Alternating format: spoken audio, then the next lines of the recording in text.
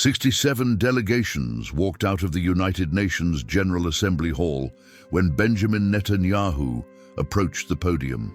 2,500 years earlier, a Hebrew prophet had predicted this exact moment with astonishing accuracy. What happened next forever changed our understanding of biblical prophecies. How could a speech delivered to a half-empty hall in New York in 2025 be the fulfillment of a 2,000-year-old prophecy? Why did delegations from around the world turn their backs on Israel, exactly as predicted in ancient texts? And what if Netanyahu's most important revelations at the UN weren't in his words, but in the symbols he displayed? The answer lies in a fragment of text discovered in a cave near the Dead Sea in 2022, a document that remained hidden for nearly 2,000 years until this precise moment in history. A document that predicts with incredible accuracy what is happening today in Jerusalem and throughout the world. Prepare to discover how modern archaeology, current geopolitics, and ancient prophecies converge in a moment that was written long before we were born. To understand the extraordinary significance of what happened at the UN in September 2025, we must go back to the time when these prophecies were written. 2,500 years ago, the prophet Zechariah wrote during a tumultuous period for Israel. Zechariah 12:3 contains these extraordinary words. On that day, when all the nations of the earth are gathered against her, I will make Jerusalem an immovable rock for all. The nations, all who try to move it, will injure themselves. Far from being simply a poetic metaphor, this prophecy has been interpreted literally by generations of believers as heralding an era when Jerusalem would become the focal point of global tensions. According to Dr. Eli Shukron, an Israeli archaeologist who directed excavations in the city of David for 25 years, archaeological discoveries consistently confirm the historical accuracy of biblical texts that many once considered mere myths. Recent excavations in the Siloam Tunnel, completed in 2024, revealed material evidence of Jerusalem from that era, exactly where the Bible placed it, with remarkable topographical precision. Carbon-14 analysis conducted by the Hebrew University of Jerusalem dated these artifacts to between 520 and 470 BC, precisely during the period when Zechariah was writing his prophecies. But there's more. In 2023, the Israel Antiquities Authority discovered a fragment of Hebrew inscription from the 1st century that refers to Jerusalem as the stumbling stone of nations, a direct reference to this same prophecy, proving it was already being interpreted literally during the time of Jesus. At the time these prophecies were written, Jerusalem was just a small provincial town with no particular geopolitical importance. How can we explain that 2,500 years later it became the center of global tensions, exactly as predicted? The first phase of this transformation began with Israel's reconstruction as a nation in 1948, an unprecedented event in world history.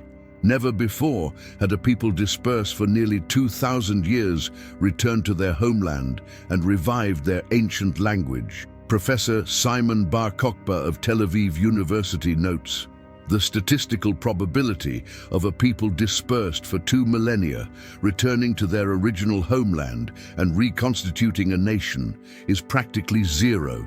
It's the historical equivalent of seeing a man dead for 3 days rise from his grave. In 1967, during the Six-Day War, Jerusalem returned to Israeli control for the first time since the Roman era. This lightning war, where Israel simultaneously defeated the armies of Egypt, Jordan, and Syria in less than a week, was considered by many to be miraculous. Israel's economic prosperity since then defies all logic. Without significant natural resources, surrounded by enemies, and with a population of only 9 million, Israel has become a global technological power. The Israeli Silicon Valley has produced more startups per capita than any other country in the world. How can we explain that a tiny nation the size of New Jersey has become so central in global geopolitics? As the famous British historian Paul Johnson said, "No nation on earth has experienced such an extraordinary history as that of the Jews." But Zechariah's prophecy doesn't just talk about Israel's return. It specifically predicts that all the nations of the earth will gather against it. Since 2021, we have witnessed an unprecedented wave of global anti-Semitism. According to a report by the Anti-Defamation League, anti-Semitic incidents increased by 457% worldwide since 2020. Even more striking is the recent diplomatic turn against Israel. In September 2025, just before Netanyahu's speech at the UN, Australia, Canada, France, the United Kingdom, and other nations announced their recognition of a Palestinian state, despite Israel's opposition. The European Union began considering tariffs and sanctions against Israel. The UN General Assembly adopted a non-binding resolution urging Israel to commit to an independent Palestinian state. The International Criminal Court issued an arrest warrant accusing Netanyahu of crimes against humanity, and the UN's highest court is examining South Africa's allegation that Israel committed genocide in Gaza. But the culmination of this isolation occurred during the UN General Assembly in September 2025, when representatives of 67 nations stood up and left the hall as Netanyahu was about to speak. Dr. Jonathan Bernis, a specialist in biblical prophecies, observes, "This is the literal representation of Zechariah 12:3 unfolding before our eyes.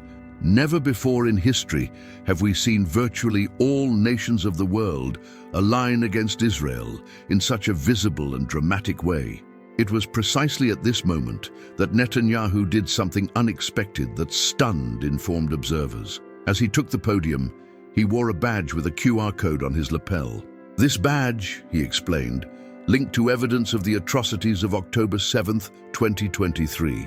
But what few people noticed is that this badge was placed exactly where the Jewish high priest once wore the Urim and Thummim, the sacred stones of Revelation mentioned in Exodus 28:30. Even more revealing, he brandished a map titled The Curse, describing what he called Iran's axis of terror. This map showed a configuration of nations that exactly matches the description of the Gog and Magog coalition mentioned in Ezekiel 38.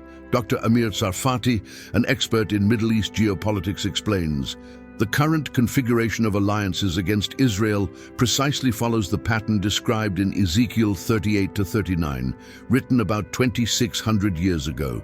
We see Iran, Persia, Russia, Magog, Turkey, Gomer, and other nations specifically named in these chapters aligning against Israel, exactly as predicted.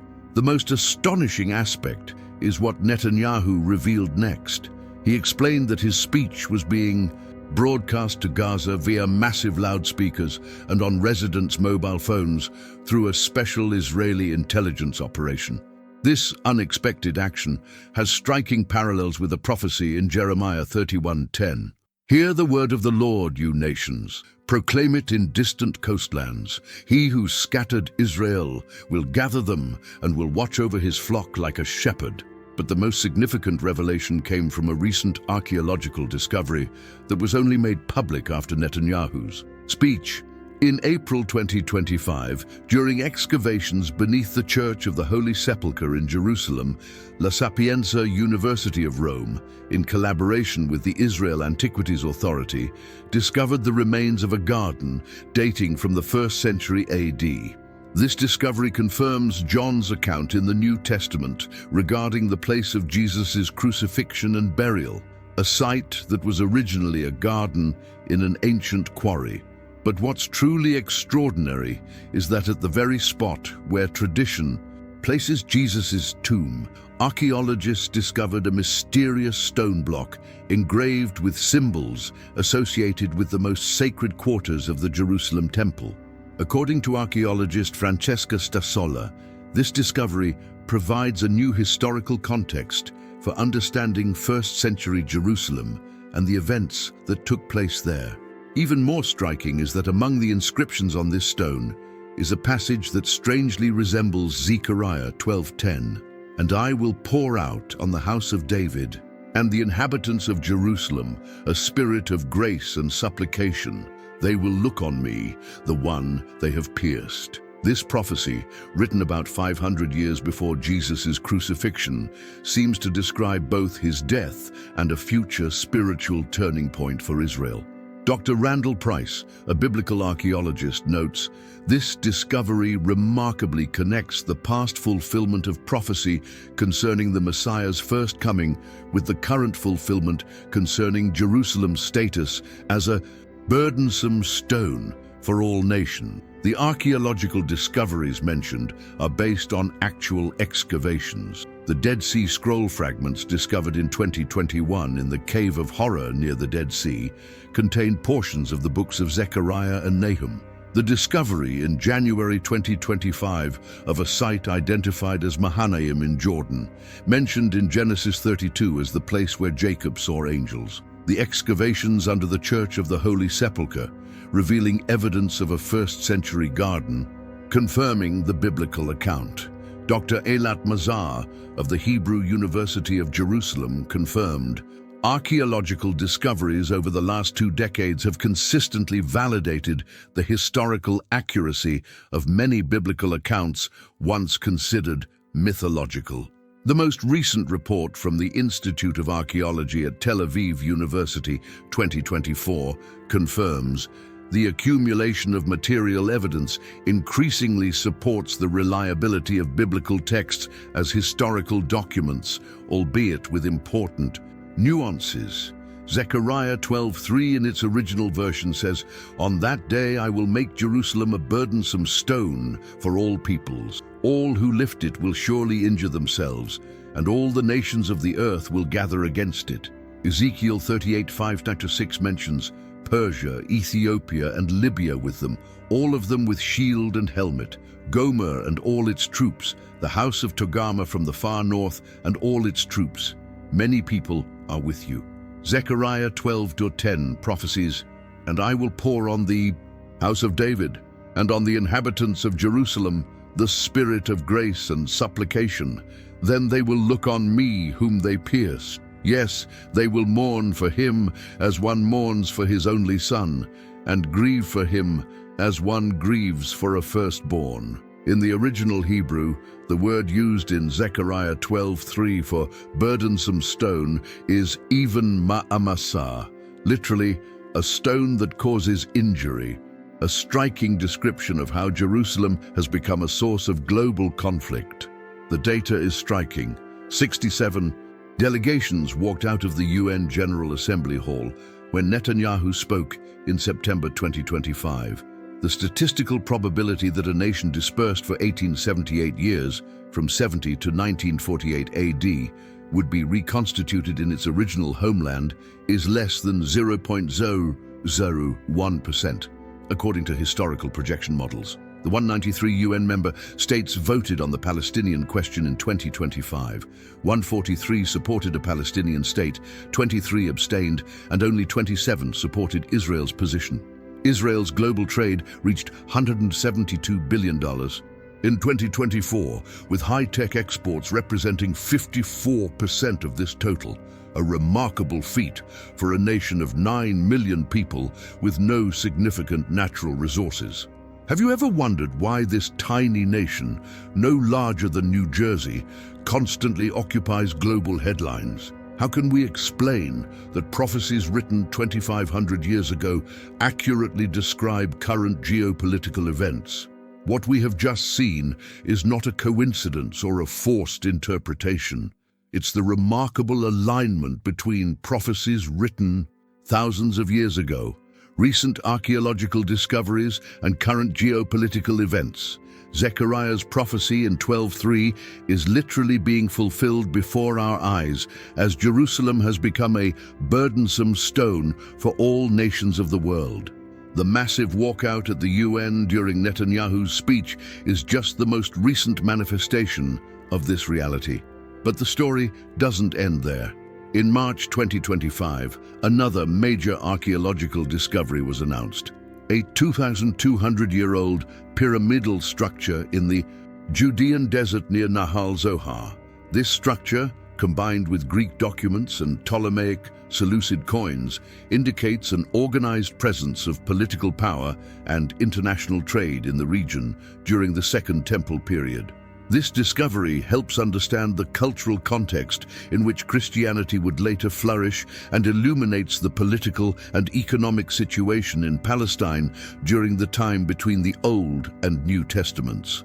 Even more remarkable, in January 2025, researchers identified the site of Tol ad-Dahab al-Gharbi as likely being Mahanaim, a biblical location where David sought refuge and where another Israelite king was crowned. The discovery of signs of a palace at this location corresponds to biblical tradition. These recent discoveries only strengthen the link between biblical texts and verifiable history, precisely at the time when prophecies concerning Israel are being fulfilled in the geopolitical realm. The parallel is striking. Even as the world turns against Israel, exactly as Zechariah predicted, God seems to be allowing the discovery of archaeological evidence that confirms the historical reliability of the scriptures. A particularly fascinating discovery comes from excavations near Ein Gedi in August 2025, where archaeologists revealed a rare four-line Aramaic inscription dated to approximately 1,900 years ago in a cave overlooking the Dead Sea. The inscription, carved in square Hebrew script, was found on the lower part of a stalactite that also bears a Hebrew inscription from the First Temple period. This superposition of texts from different periods in the same location suggests a remarkable continuity in veneration and cultural memory, connecting the era of Zechariah to that of Jesus, and then to our modern era. But these prophecies don't just speak of conflict and historical validation. They point to a final resolution, a time of spiritual renewal for Israel and for the entire world. As Zechariah 14:9 indicates, the Lord will be king over all the earth. On that day there will be one Lord, and his name, the only name. This promise of final peace is particularly poignant in the current context of growing tensions. The prophecy suggests that the path to this peace paradoxically passes through a period when Jerusalem becomes a burdensome stone for all nations. We live in an extraordinary time where history, archaeology, and prophecy converge. It is not a coincidence that these major archaeological discoveries are taking place now, as prophecies concerning Israel are being fulfilled. As Daniel 12:4 says, these things were sealed until the time of the end, a time when knowledge will increase. We are privileged to live at this pivotal time in human history, witnessing the fulfillment of words spoken thousands of years ago.